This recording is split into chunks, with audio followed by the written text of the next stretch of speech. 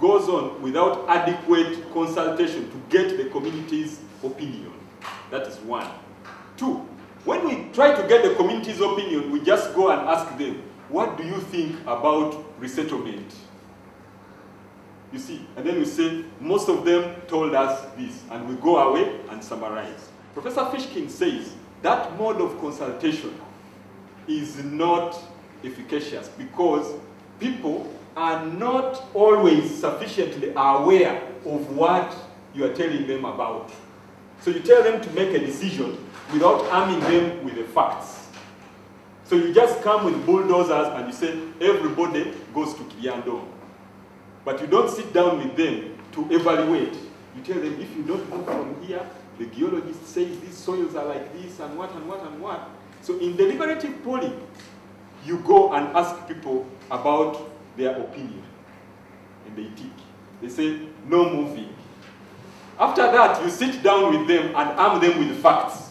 You tell them, this place is inclined like this. The geologist says it's going to move in the next 1 month. The facts are like this. You give them the facts. You give them the options. You give them the benefits. They even tell you some of the demerits of moving, why they don't move. Their ancestors were buried there, and they would prefer also to be buried with their ancestors and what they tell you. Then you balance, you get a sober discussion, and you get the facts. After that, you administer the vote again and see if, when communities are armed with information, they will change their what? Their opinion. That is all. That is all. But the critical step is the deliberation. You sit down with the communities, you deliberate on these issues. Is there a key issue, water or what? If you are forcing them to build, to construct boreholes, is that their main issue? You deliberate. Then after, you will have a vote at the beginning, then you deliberate, then have a vote at the end. And Professor Fishkin says that in some contexts, many contexts, there is a drastic change in opinion when communities are armed with the facts. So I come to the objectives of this workshop. The objectives of this workshop is that Resilient Africa Network is planning to conduct a community consultation using a deliberative poll to pick communities' ideas and opinions on some of the key policy issues regarding the issue of focus in the region. So we are planning that. But it requires a stakeholder consultation. We have a list of policies and issues and what, which we have found from the review of literature. Our purpose today and tomorrow is to ground truth them with you, to see if these are the options that have been tried and debated and even decided upon in the context of Bududa.